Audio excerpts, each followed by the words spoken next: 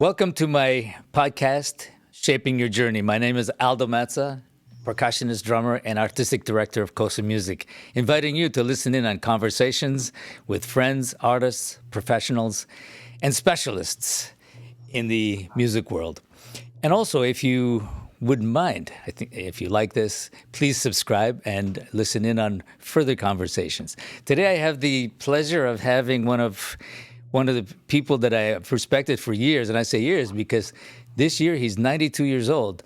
And I was going to say he's part of history, but he's almost history, and it's incredible. So I'm deeply honored to have David Amram with us. So David, thank you so much for joining me on this. This means a lot to me because you are an amazing person, but also you've worked with so many people in so many contexts. It would drive the average person dizzy, myself included.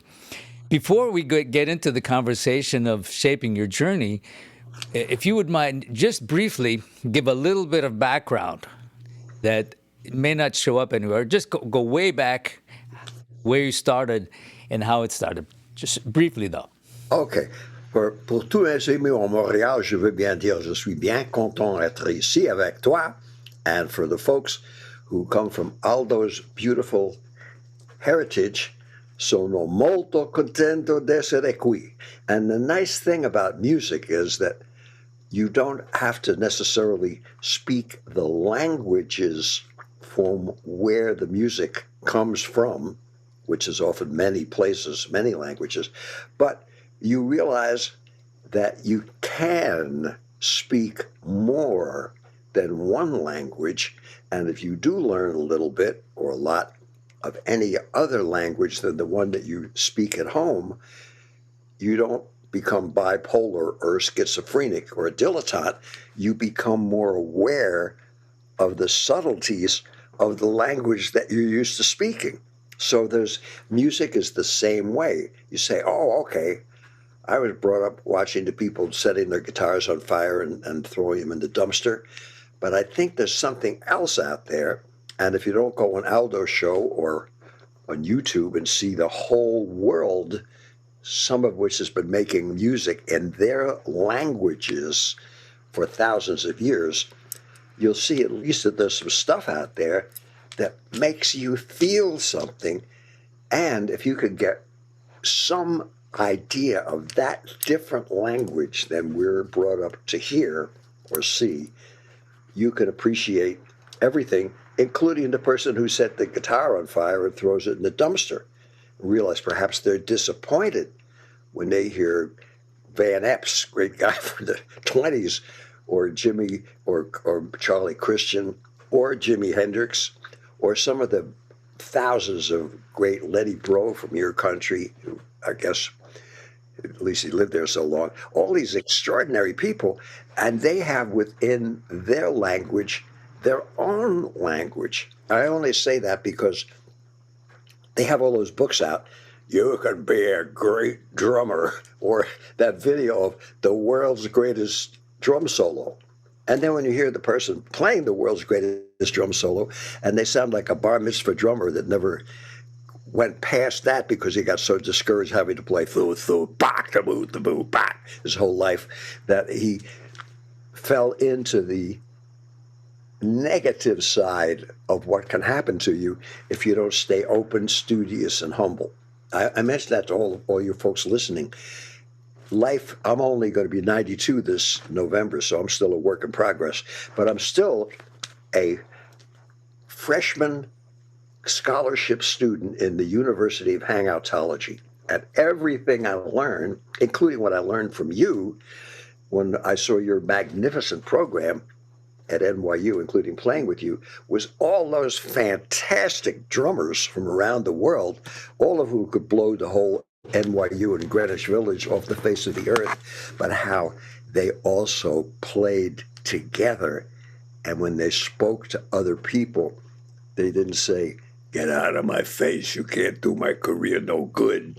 They were gentils, they were human, they were connected to that great drum, which is the heartbeat, the world's heartbeats, the rhythms of the universe, stuff that we'll never understand, but it's already there.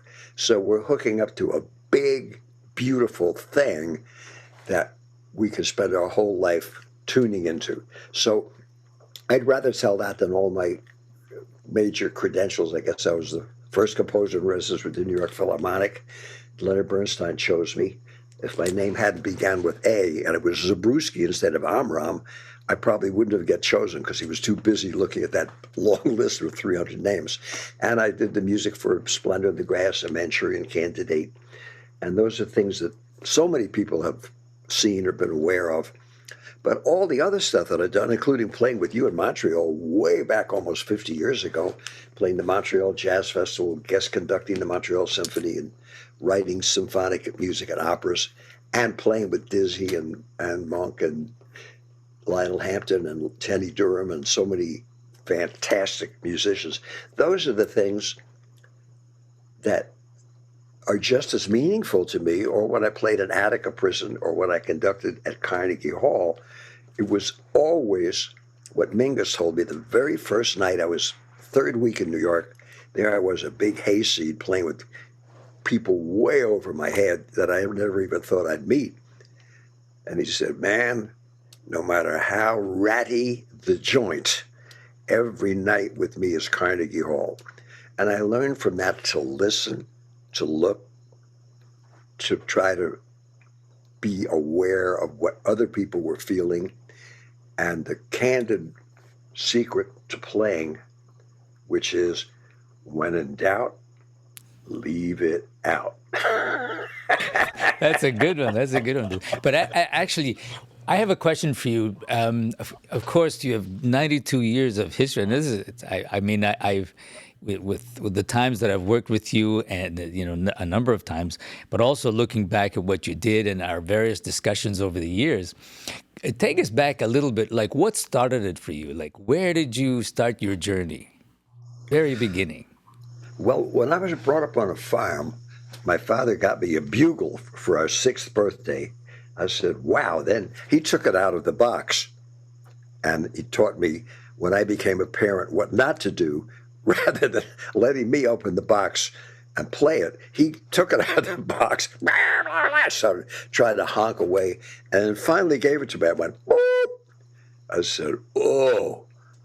It just was like a big flash. I said, man, I want to try and do that. Then when we had the old-fashioned radiators in the 1930s, and I heard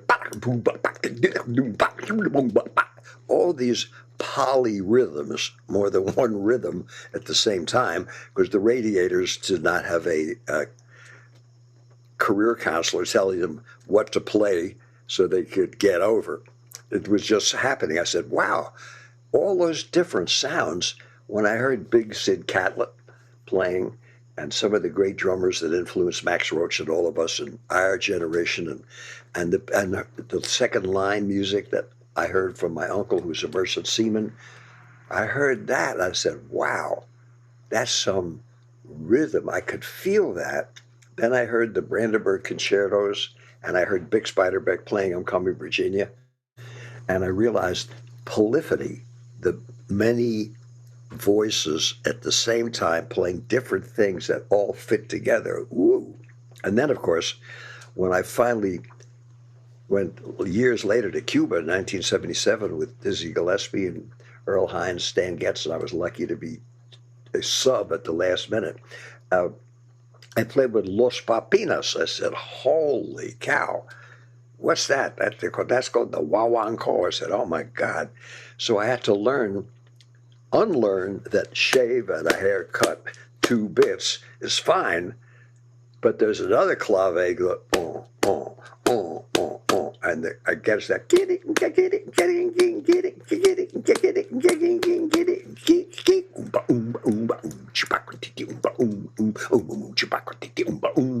and of course I learned all of those things from the Brandenburg concertos up to hanging out with Los Papinas by saying, por favor, es posible tocar otra vez más Despacio, por favor, if you please. Could we play that again slower, if you please? And then Dizzy's famous moment when we were all playing at the end and everybody was jamming out using the rumba clave, but they had that built into their head. So we couldn't watch somebody going, oh, that's one, that's one, that one. We didn't know where the one was. Right. And they were playing everything else because they had that built in, that was already inside of them. It sounded like everybody was playing a solo, but they were all playing off of that same thing. But we couldn't. And Dizzy turned around. We were Stan Getz, Earl Hines, myself. We were all in a circle saying, man, where are we? Dizzy yelled out in his inimitable style, por favor, dando es uno, por favor, baby. And Paquita de Rivera, who was playing, went, ah, ah, ah, ah. We knew that was one. He clapped the clave for us, and we found out where the one is. And Diz said to me, he said, first of all, everybody is born to be a drummer until we're talked out of it. And secondly, when I play, meeting Dizzy said to me, when I play, referring to himself, I always hook up with the drummer. Everything else, the harmonic stuff, the melodic stuff, I got that covered. But I hook up with the drummer, and then it always comes out. And I only mention that to those of you who might be watching who are drummers, that not only we're supposed to be listening to you, but if you listen to us, that's even better than those demonstrations of how to be a fantastic drummer and the person can blow the building down and demolish a city.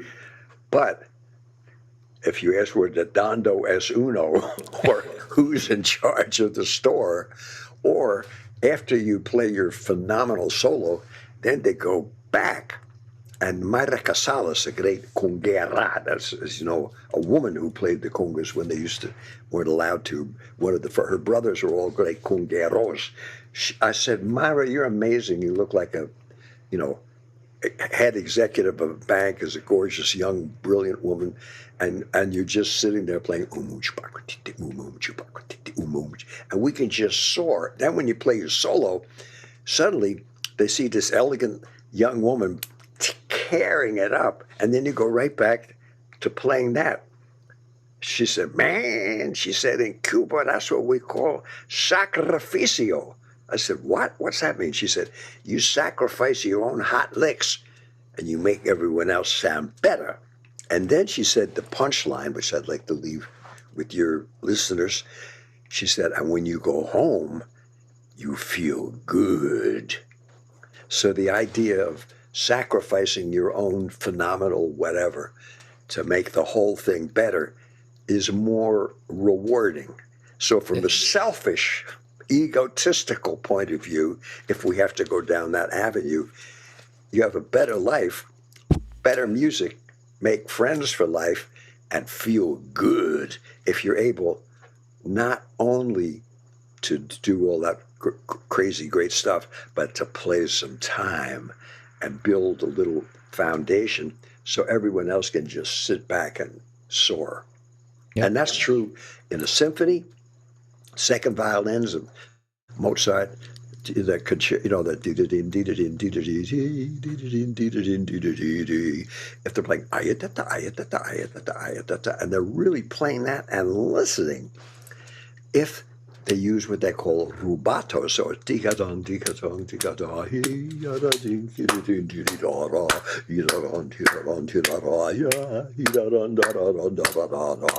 and allow the people to move sometimes a little behind, a little ahead, and you're keeping the time. That's a big help. Betty Carter told me that when I conducted the orchestra for her. I thought I was like La Boheme, where you change. She said, no, man, don't follow me. Just keep the time. And we were doing Cocktails for Two. We recorded that. She da-dun, da-dun, dee-da-da-da.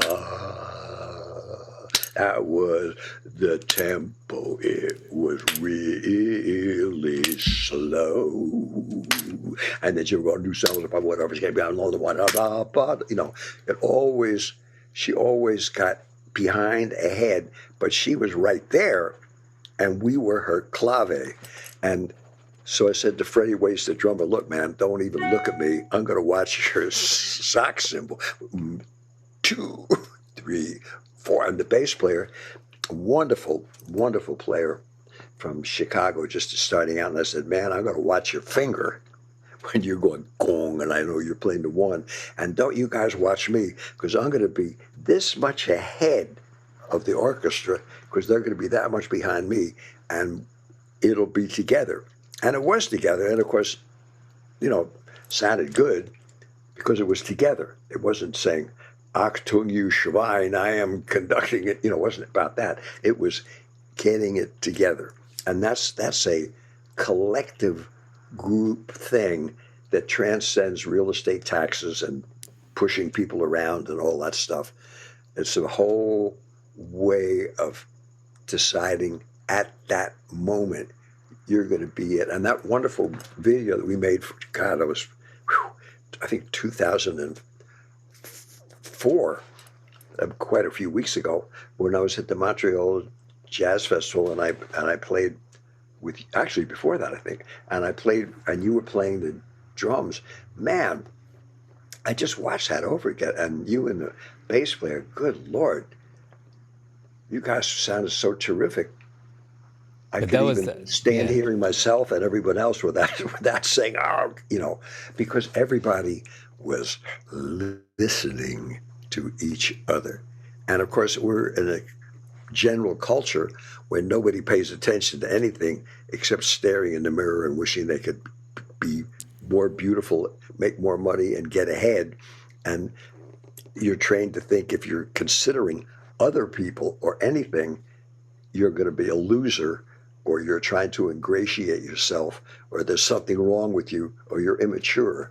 And you know, the reality is, it's all about getting in that headspace where you try to listen and learn stuff that you didn't know about, which is every single second that you're alive.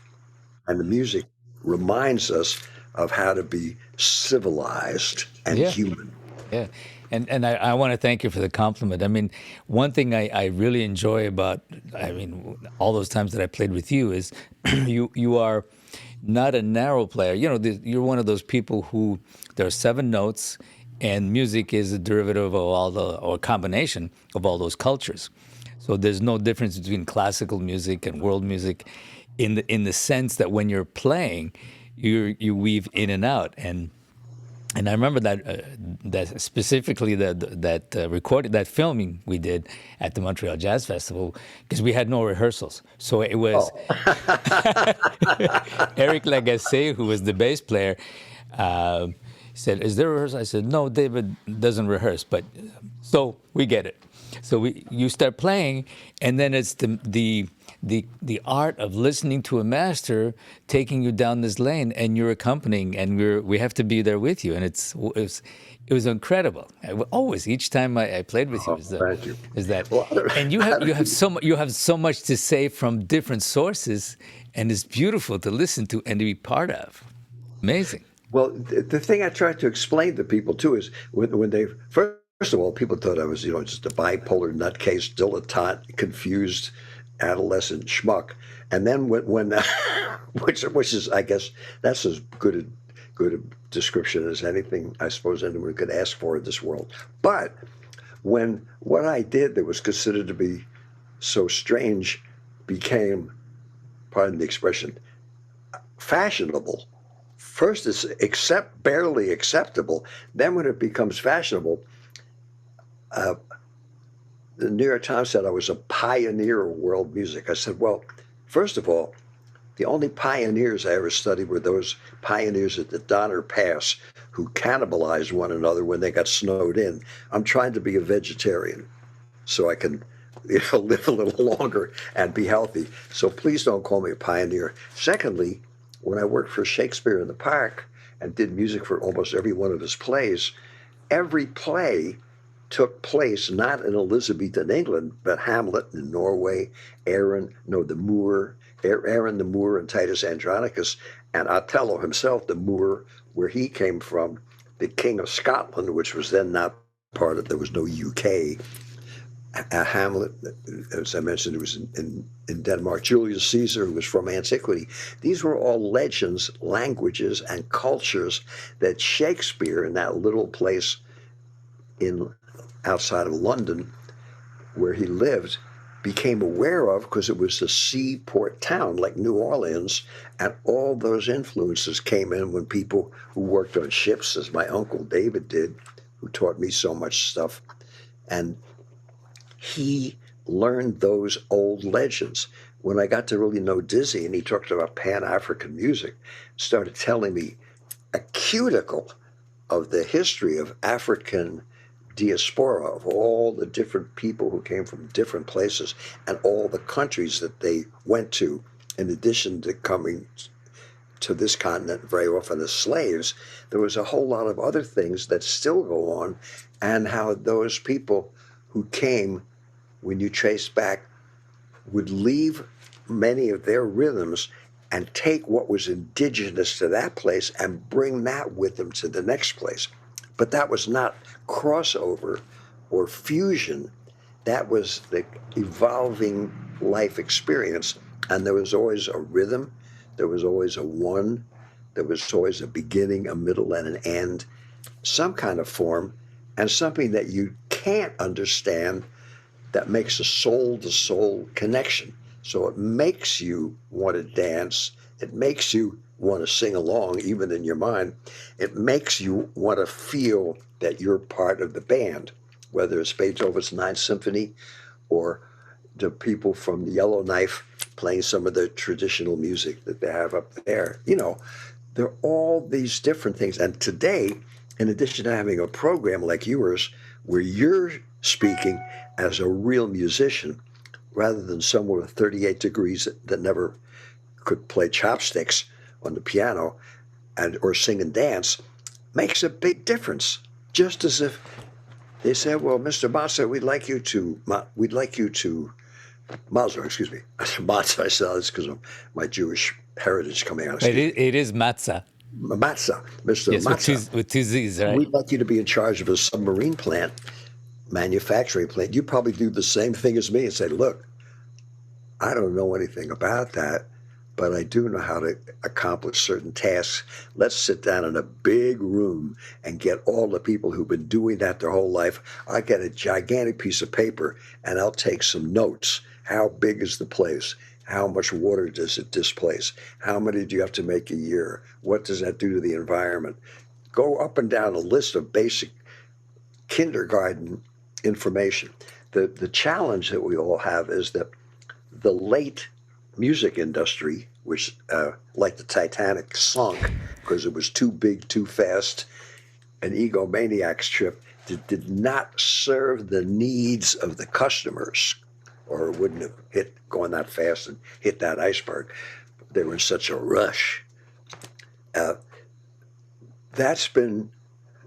were people who didn't go down with the ship, who were in the rowboats, and we're in those rowboats as the music industry is sunk.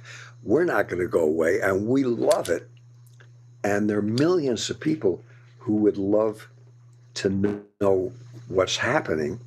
And now that everything isn't totally controlled by a very few who know how to get the job of being in control, which heavens knows is a worthy, amazing achievement, but they have no idea what they're in control of. That's being replaced with little guys like all of us around the world, and we can go on YouTube, or we can recommend to see something on YouTube that's magnificent that the music industry would have ignored or put in the dumpster forever, and we can have access to what's beautiful. So for all those cynical people who say, well, that's very nice philosophy, but the demographics prove that jazz, folk music, symphony music, theater, art, poetry, and classical drama are dead, or all Europeans suck. with all due respect to the purveyors of that misinformation, because they have a constitutional right, uh, you can respond by saying there's never too many sunsets and there's never enough beauty. So for anybody who wants to play, sing, write, dance, write poetry, drive a truck, or be an atomic engineer, whatever you want to do, and you feel you were put here to do that, I would humbly suggest you follow what you feel you were put here to do with a passion. Respect all career counselors who tell you how much you suck before you even get a chance. Just keep doing it all your life. Hope for the best, and whatever you have to do to pay your rent has no bearing on your value as an artist or a person. In other words, just keep on trucking. And I followed my career death wishes to the max. And at 92, instead of being an enraged, embittered old creep, I'm still hobbling more, but I'm still an enthusiastic freshman at the University of Hangotology, because there's a lot to learn and a lot to share. And some of the older values of, like yourself, what a wonderful family. I'll never forget seeing you guys sitting in that car 22 years ago. That burns into my mind. Or playing with you, or playing with that wonderful bass player, or hundreds of people I played with at the Canadian folk festivals, or the 8 years I was with the Montreal Symphony, and so many great old timers in the orchestra. When I was walking up with my guitar to play Brazilian Memories, said, "Maestro," I said, "Yes, sir. Oui, mon cher." He handed me $1, like he was giving the strolling guitar player a tip. I said, "All right, I'll never forget." And I remember all the pointers that I got from people who were in the symphony.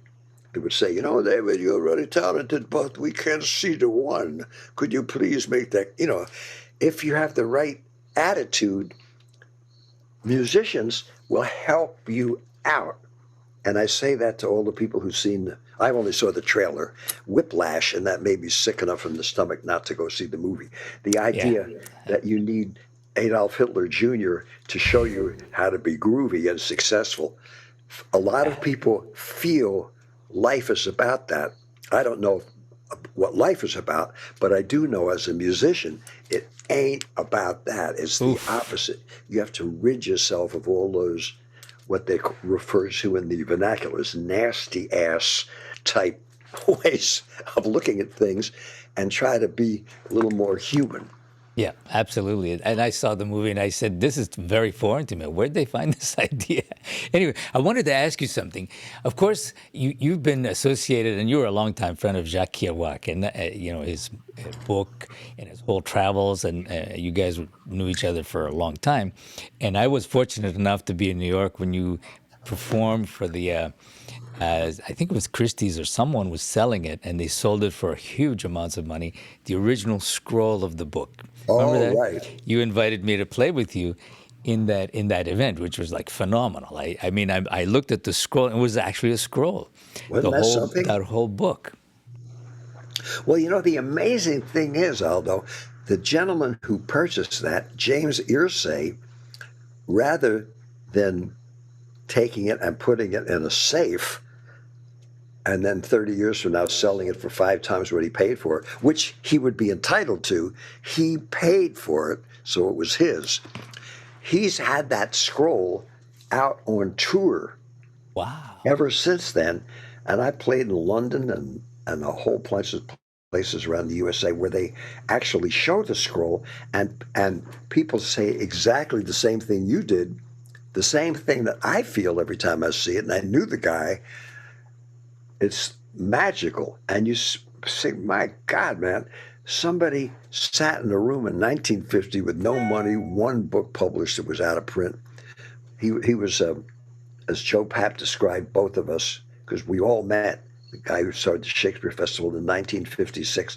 I met Woody Guthrie, Jack Kerouac, and Joe Papp on the Lower East Side.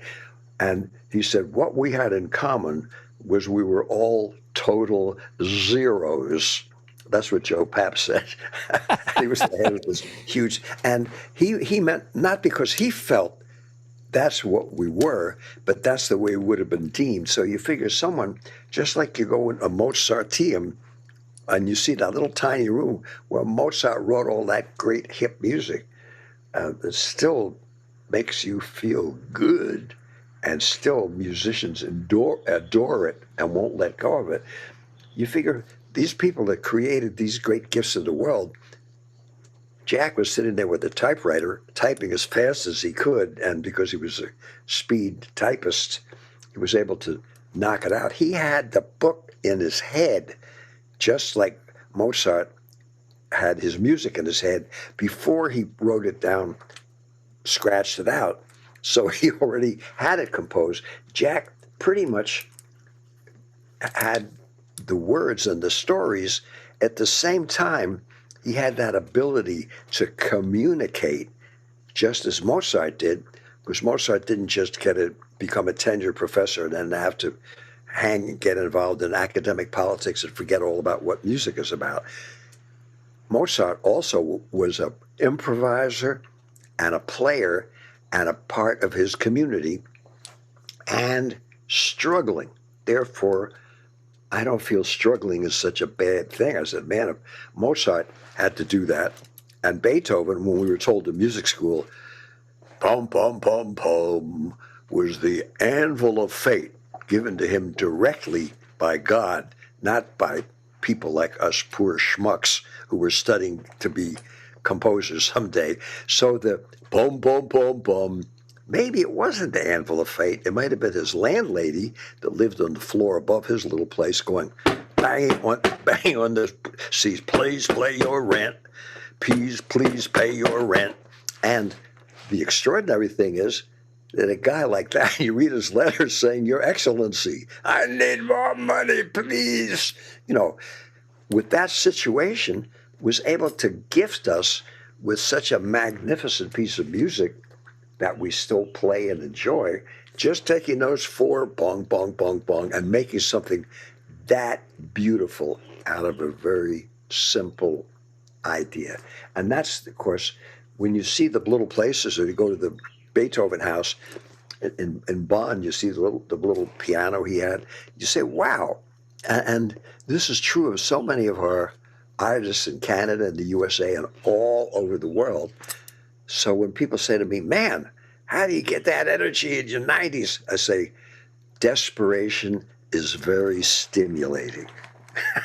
Wow, that's a good one, So David. That's beautiful. if any of your readers are saying, well, man, I studied drums, I went to school, I did this and that, and I can only play on weekends, playing at a wedding if I'm lucky, well, join the club. Because anybody that's a real musician that still has dreams of being part of something beautiful and trying to do something beautiful, we're all in the same boat.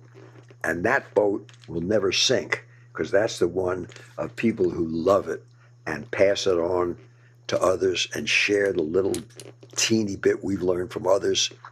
And that Larry Ridley, who is one of the founders of jazz education, a great bass player, told me after he retired, he'd get invited to all these conferences, as he's almost as old as me.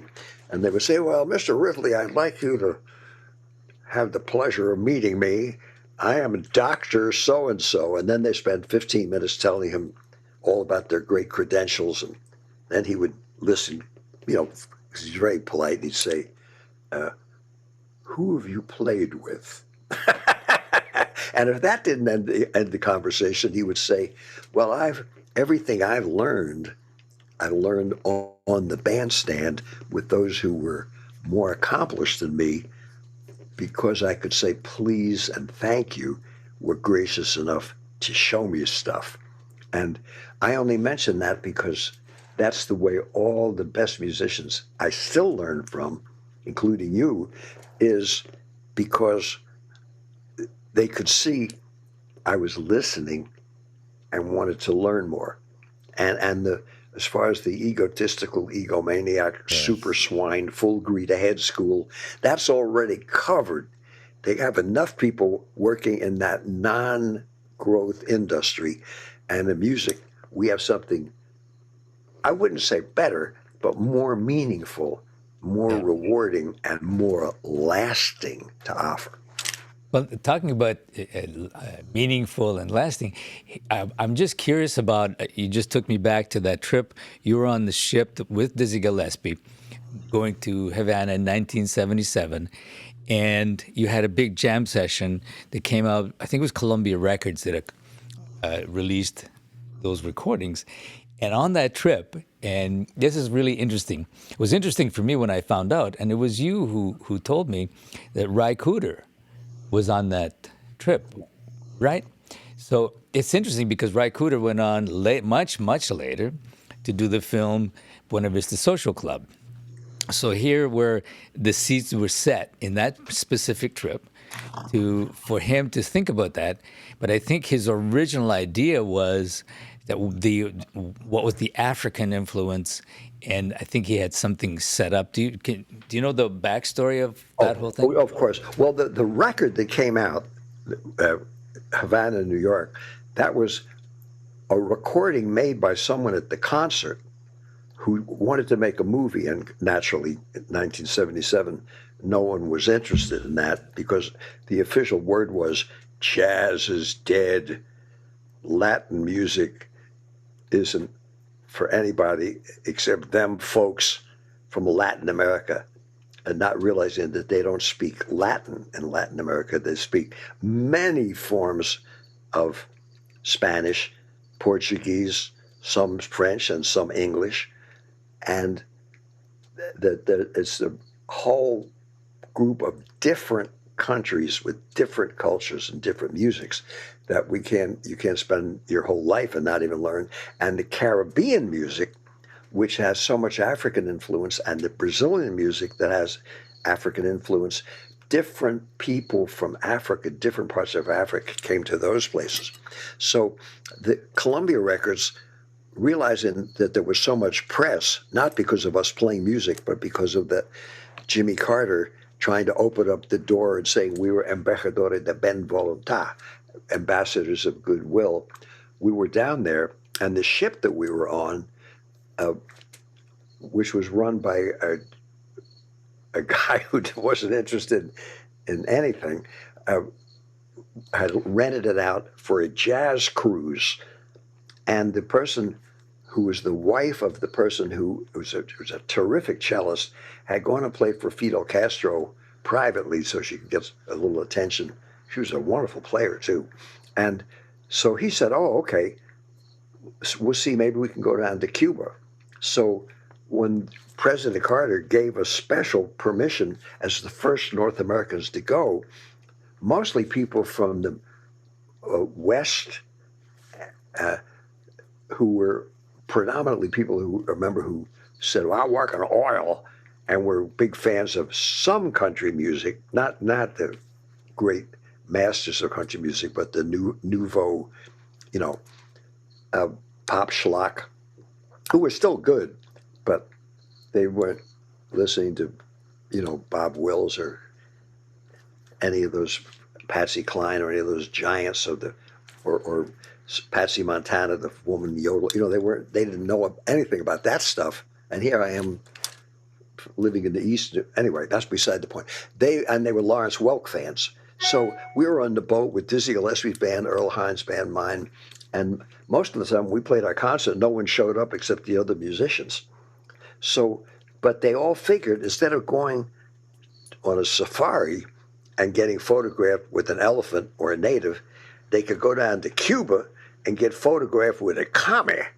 And because we had such a pathological fear that them commies from that tiny country of Cuba were going to come parachuting down, take over the United States, and molest all of our children and ruin our great way of life, that to them was more exotic than getting photographed with a zebra. So the place was sold out, not because of those of us who were on the boat, but then when they saw when we played, we had all the jam sessions, and the first time in their life, they saw musicians playing together and playing with strangers with no rehearsal, and everybody digging it. They started cheering and screaming when we got back on the boat because they figured we were making America look good. And I don't say that to be disparaging. It was just an extraordinary juxtaposition and the music made everything harmonious the way it was supposed to be. So as a result of that, Columbia Records decided they would send down a cruise. So they tried to block all the information that we were over there. I kept saying that they were the first one until Paquito de Rivera's book came out. My book came out, two books where I mentioned it came out years later. And Paquito's autobiography, but they sent down a lot of terrific rock and roll musicians who were not used to hanging out together and making it a group thing, and some great jazz players who were signed with Columbia. And when I remember when Irakere came and they were to Carnegie Hall, they wanted us, Dizzy and myself, to play with them. We were standing on the side of the stage and they said, no, no, only Columbia artists. We were an embarrassment. They didn't want them to know we had already been there, so we weren't allowed to play. And I saw the look on Arturo Sandoval's face and Paquito's before they escaped, and they were saying, man, here we are living in a dictatorship, and now they got a business dictatorship in New York City where we can't even play with our friends, not because of politics, but because of some other stuff. I don't say that to bum you out, but that's something that's now being discovered. But the great thing is in Montreal, where you live, and many other places in the world, there's so many monster great players who come from Cuba. And when I was there after 40 years, I got a call back, and I went back and met a whole new generation of Cuban musicians who were scarifying. They're so good. Woo! And when I played with Muñequitos de Matanzas and Matanzas, I said, well, I know the four basic components of the Wawanko. I'll know just what to do. Man, I was out there playing. I didn't know. They were doing some other stuff. So I just suspended every thought and just let the music tell me what to do. But, and of course, and the great thing is for your listeners who relatives might be angry if you don't have a 13-story apartment house by the time you're 25, so you can leave music and go into real estate. In other words, if you could say it to be a total zero economic failure, these great internationally renowned musicians in their hometown, instead of having chauffeured limousines picking them up, all went home on their bicycles. Exactly. And hung out with everybody in the audience and hung out with the people in town. And they were just like the jazz and folk and symphony players I knew who loved the music and bypassed all that other stuff. And I only say that because that's the way we all are until we're told, don't be that way or you won't be respected and you won't be successful.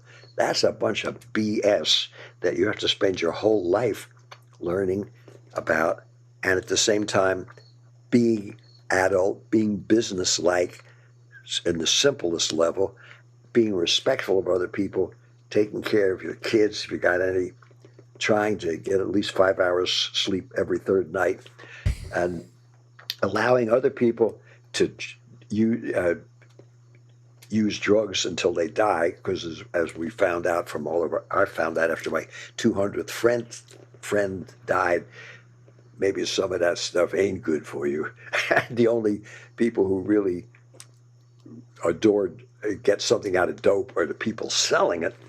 And that if you drink yourself to death, as Jack Kerouac did, that's a drag because you're not around to share your blessings with others and continue being creative. That's right. I don't mean to give a Mr. Rogers address.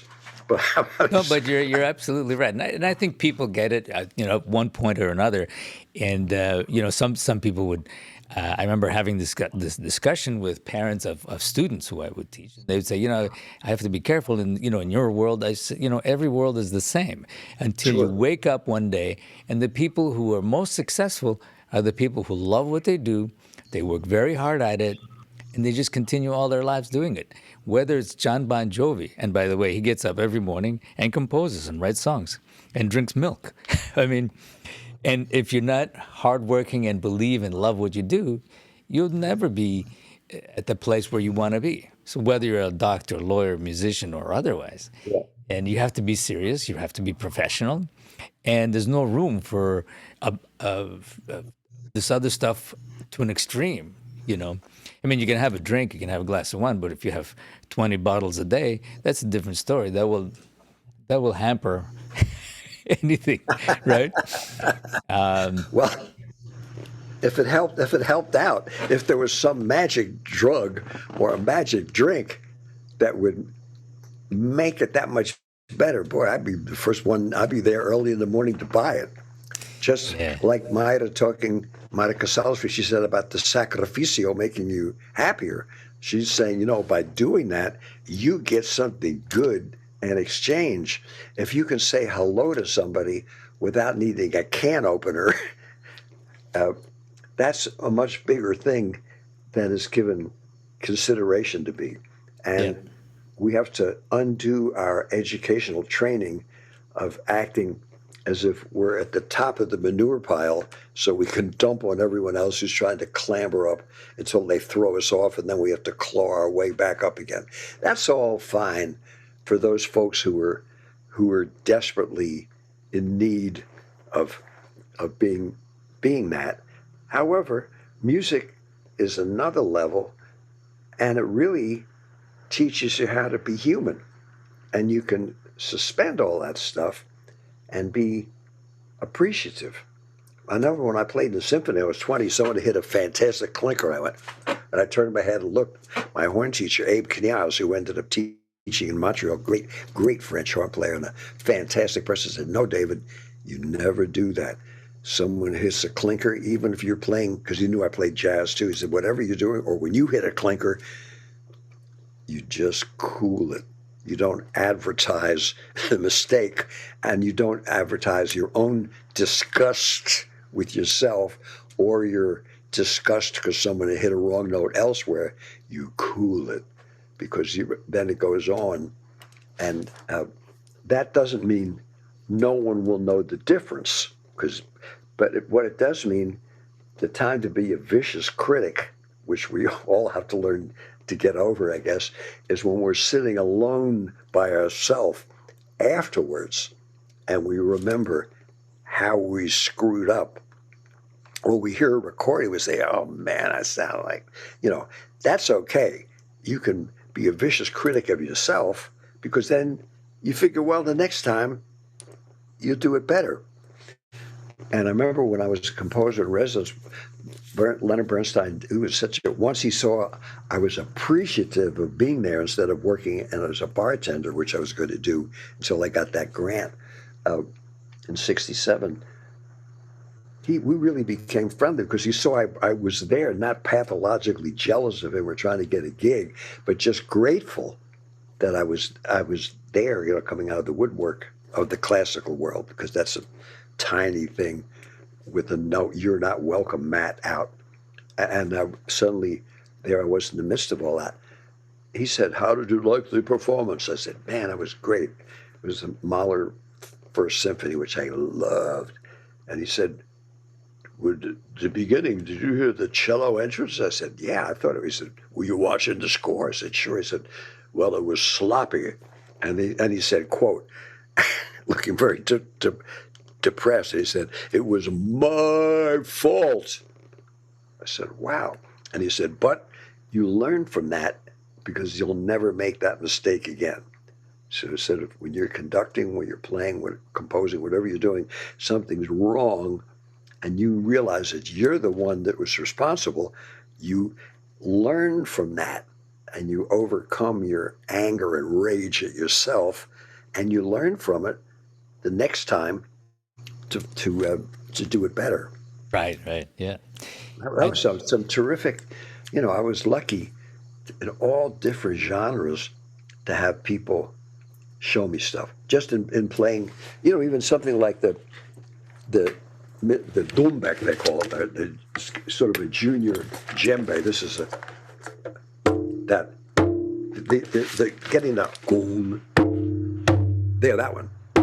Well, I'm not. The doom. Yep. The goon instead of, big difference. Potato said, "No, man." He said, "You're playing goon goon goon goon goon goon. When you're going goon goon, you don't go bam. like you're slapping your mother. You kiss your mother. Boom. He said, you're supposed to have the drums sing and make a tone. I watched Joanne Shenandoah. She passed away, a wonderful native singer, and she was singing and dancing. I said, it's so beautiful when you do that round dance, how it almost looks like your moccasins aren't touching the soil. She said, no, she said, the earth is our mother.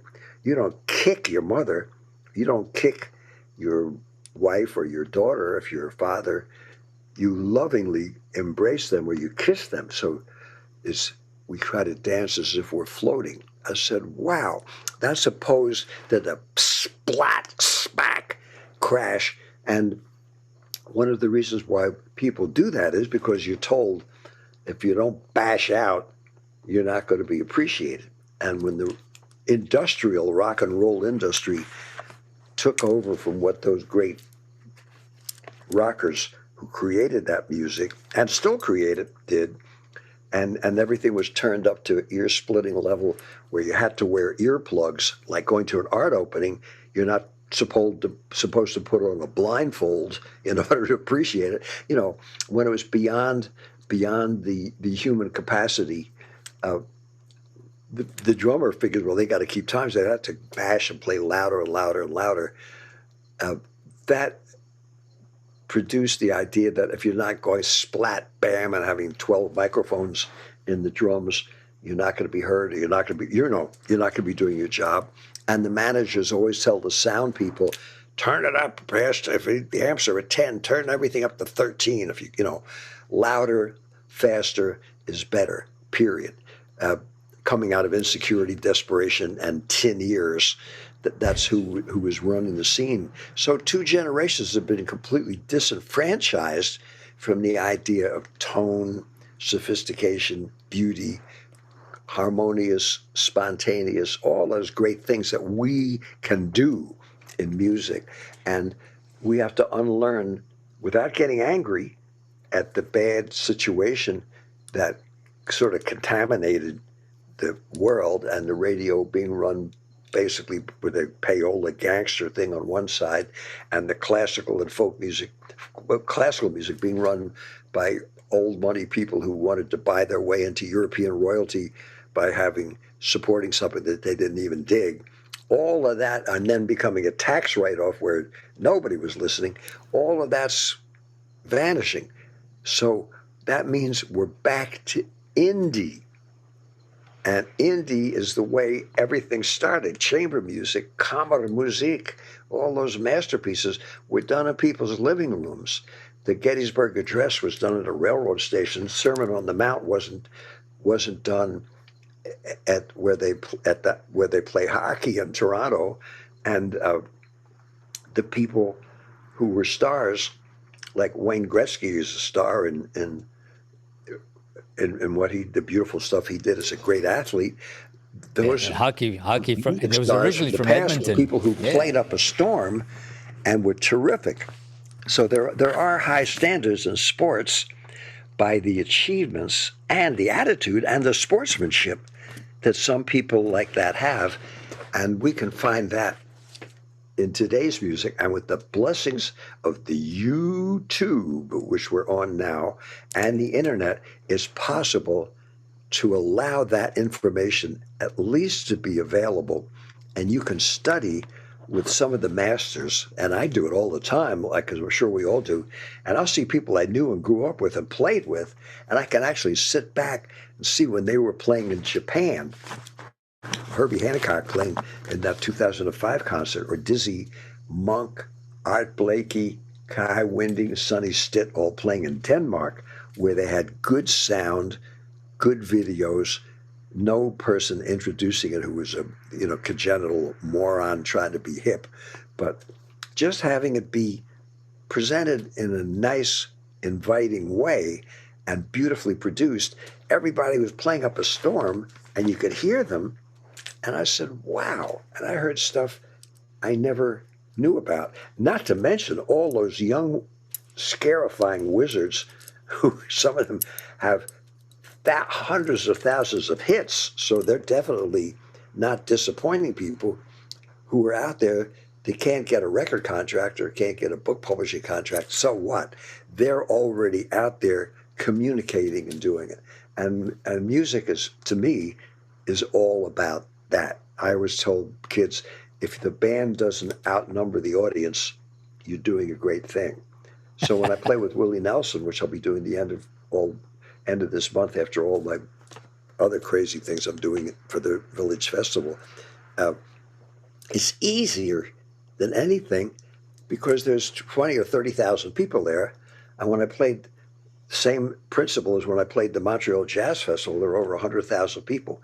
People were saying, aren't you nervous? I said, man, this is a piece of cake. At least 7 people are going to dig it who might have the radio on and think it's someone else playing. But whatever it is, someone will, your chances of somebody enjoying it. And there's only one person at a time in your life that you can ever communicate with. So if you get to more than one person, you're doing terrific. And if you play more people than your band is, you're a big hit already. So if you think about it that way, then you don't have that mental problem of, he only sold 4 million records, so he's a loser because he sold 6 million last year. Miles Davis expressed it perfectly in his title of his song, So What? Yeah. I wanted, no, very, very well said. You're absolutely right. I'm just, I wanted to take you on the path of instruments. I mean, I know you as a piano player, a French horn player. I mean, I've seen you play a million instruments, and your inquisitiveness that you've always had, and you still have at 92. I mean, like, I gotta thank you, David, because all of a sudden we feel, sometimes you say, well, I'm getting old, and it's okay. Well, look at that. He's not old, and he's got 20 years on you. So what's the deal? So all the different instruments that you play, wind instruments and otherwise, I mean, the curiosity you always demonstrate is incredible. What pulls you? What told me? What pulls you? Oh, I'm sorry. Forgive me. What pulls you? What attracts you? I beg your pardon. Yes. Well, Dizzy told me every morning I get up, that trumpet's lying in the case waiting for me. And I have my French horn lying out of the case. I have to take it to the shop because one of the valves is gone. And I realize I've got to start practicing now to get my French horn chops up to a certain level. And they just found an old shellac bootleg recording that my son put out on his little indie record I made in 1954 when I was 23 years old. That was a few weeks ago. And I said, man, that kid was a good horn player.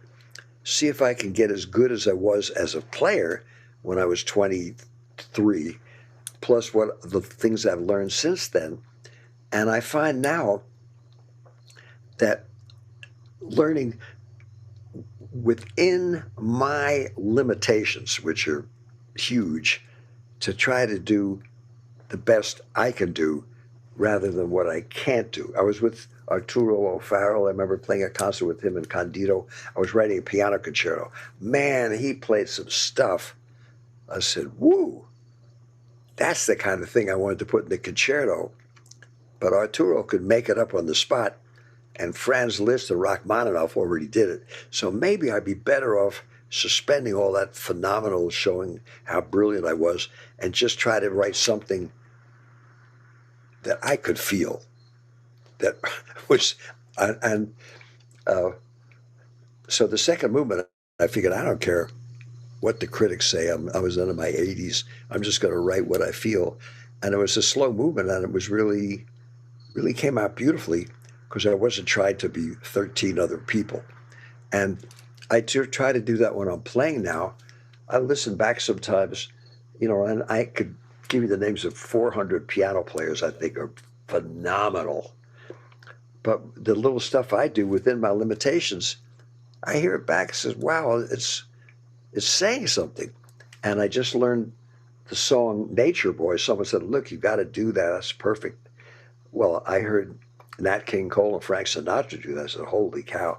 So I figured out a way, we just did it the first time, of my own way of trying to do it the way I felt. And I said, man, that sounds pretty good. Now, I never would have dared 10 years ago to have sung anything in public. And my piano playing, I was always scared to do till the time I met you. The first time I began to actually play. And and the penny whistles I've been doing for so many years, mostly with folk players. Now, since I did that with Dizzy, as well as playing the horn, I've developed that. But I don't really, I just think on each occasion about what to do. And then in composing, I'm just like Dizzy with the trumpet. I get up there and I look at that blank piece of paper and say, oh my God. And the piece I just finished writing, every note written out for two classical guitars, which I never composed for, scratching it down on paper, and a mezzo soprano, and using Jack's text from The Lonesome Traveler, I had to start all over again. And at one point, I was sitting about 4 a.m. trying to get one chord to fit into the next chord and have the voicing. So it was saying, and I thought, oh man, and I spent about an hour, and then I thought to myself, maybe I'm getting too old to do this. Then I said, wait a minute, that's what I've been doing my whole life, trying to get it right. And ultimately, when I couldn't figure it out mathematically, intellectually, doing it by hunt and peck, hit or miss until it felt right. But the feeling right comes from your DNA, or whatever you want to call it, that inside thing. And that inside thing is a result of the osmosis you've received from being surrounded by beauty, so that it will tell you what's real and what's honest, no matter how confusing your life is. So that's why I would encourage people to, and with their children, to look for beautiful things, whether it's a sunset or a great painting or the way somebody smiles at you, all those wonderful, nutritious, life-giving experiences. If that can enter into you, when you have to sit there all by yourself and make a choice, your instincts will tell you what feels real and what feels like is jive. Mm-hmm. And that's something you can't explain any more than you could explain how it is we get together and make that music. Well, you can tell people, we just tune in and something else, the music kind of tells us what to do, and what other people are doing tells you what to do. But you can't explain that, and you can't franchise that, but you have to realize that it's there. And when you do those, when you lead those groups, you don't come on like the general about to invade another country. You make everybody feel welcome, and you make us all think. And it's not something I'm sure that you have planned of, how do I get to be a great educator, communicator, and leader of percussion ensembles? You just create the stage because you're that way yourself. So what we have to do is we have to become better people than we are, generally speaking, and use that better part to, as the carrot in front of the horse that we're following. You know how they get a horse to pull the buggy by sticking a carrot in front of it. It keeps going for the carrot. We have to have those ideals and follow them somehow, and go through that maze that everyone has to go through of scuffling, struggling, possibly working for people who are the ones who'll never appreciate what we're doing, and thank them afterwards to leave the door open for the next person and for you to do something, and not to become immobilized with hate, rage, disappointment, to the extent that we become paralyzed and can't do what we were put here to do anymore.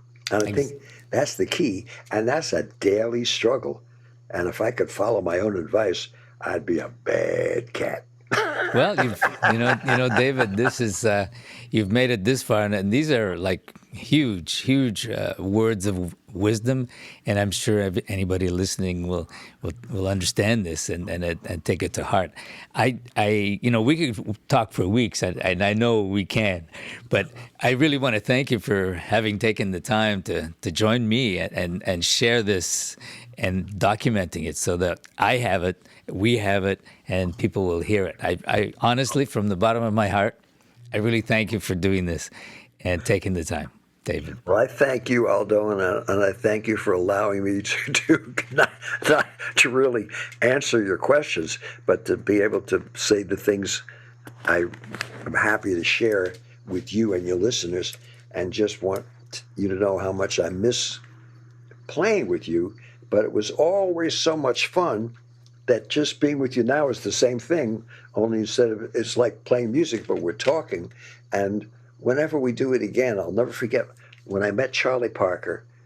Leo Parker, a great baritone sax player, came in. He said, "Hey, Leo." And Charlie Parker was amazing. He let everybody in his room. And he was just Mr. Hangoutology personified. And I figured, I said, "Is he like a close relative of yours?" He said, "No." I said, "But he's like my brother." I said, "We're not related." But I said, "I haven't seen the cat in 10 years." But he said, "We were so close and we played music together. It's like no time has vanished."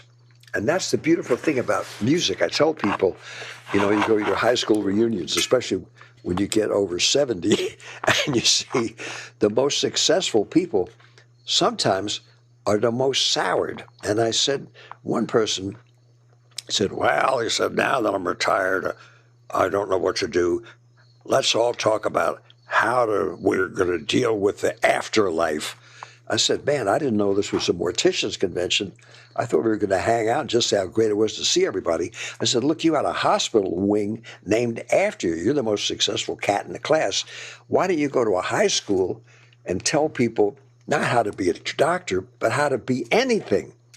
He said, "What do you mean?" I said, "Well, all those friends that you made." He said, "I didn't make any friends. That other doctor got a bigger wing named after her than me." And he went into this whole spiel of how he couldn't stand anybody that he worked with. And he was so glad to get out of it. And of course, he had no life to look back on.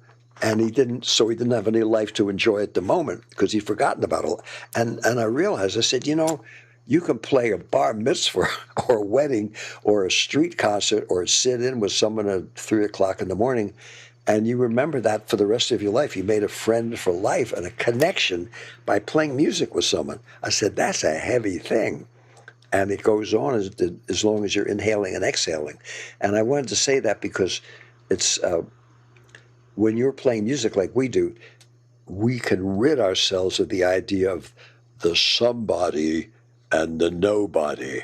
Hondo Krauss of Lukenbach, Texas, he was the mayor of Population 6, had a motto saying, "Lukenbach, Texas, Population 6, everybody is somebody in Lukenbach." And music teaches us that everybody is somebody, and all musics are worthy of study and respect. Amen.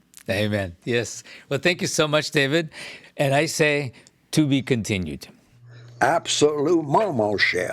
And please send my love to your family and all our remaining friends currently alive in Montreal, and all those great young musicians who were there of all genres. Keep on picking. Yes.